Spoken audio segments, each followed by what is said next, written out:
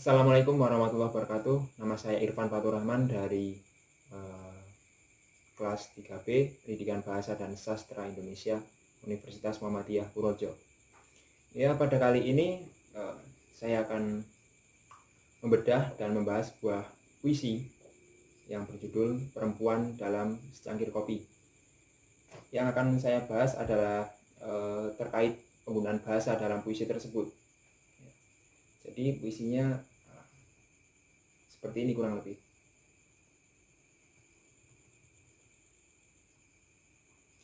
Aku ingin sekali bisa mengapung sembari berenangan di dalam kopimu.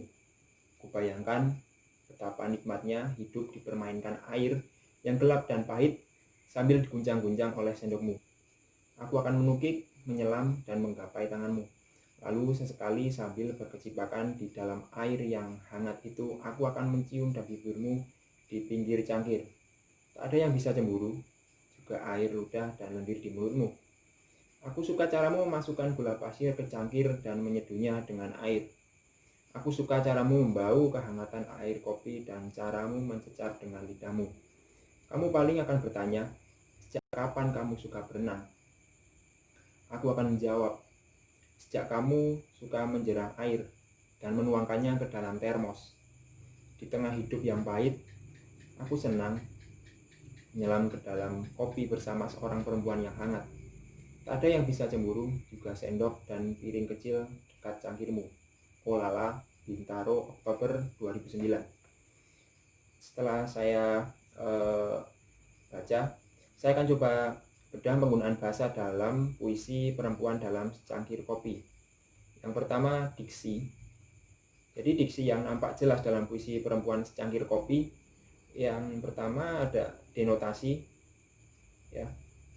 Denotasi adalah sesuatu yang penggunaan kata yang sesuai dengan makna sesungguhnya atau makna aslinya. Misal, ini ada memasukkan gula pasir ke cangkir yang merupakan makna lugasnya.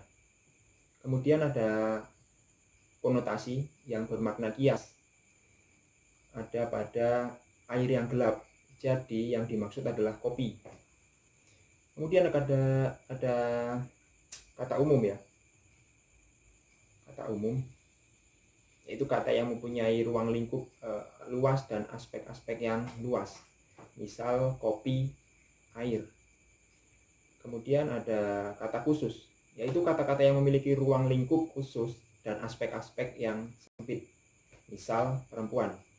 Yang dimaksud perempuan di sini adalah perempuan pembuat kopi.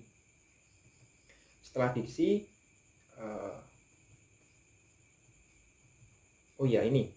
Dan selebihnya tidak ada sih. Dan selebihnya menggunakan kata-kata populer yang saya tangkap, ya. Selebihnya menggunakan kata-kata populer yang umum dipakai oleh semua lapisan masyarakat. Kemudian yang kedua, ada citraan, ya.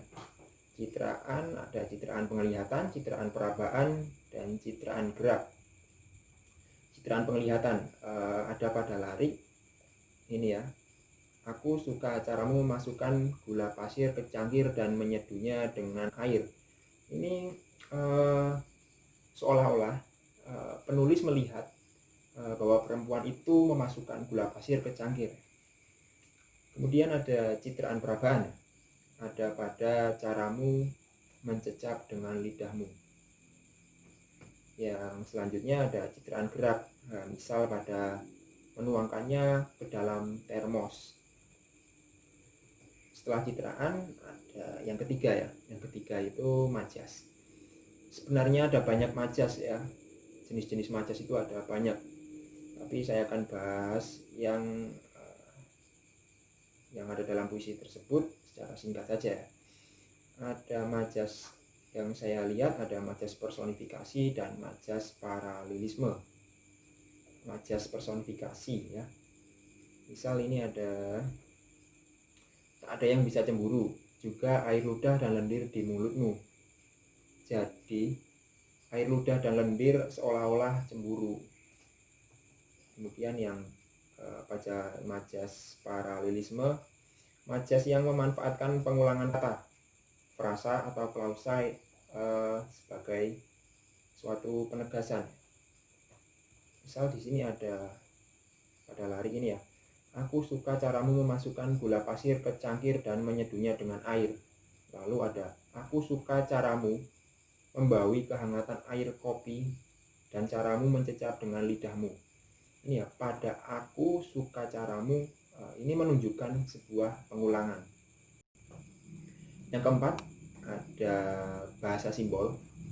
Bahasa simbol pada puisi ini relatif sukar ya, relatif susah untuk dicari.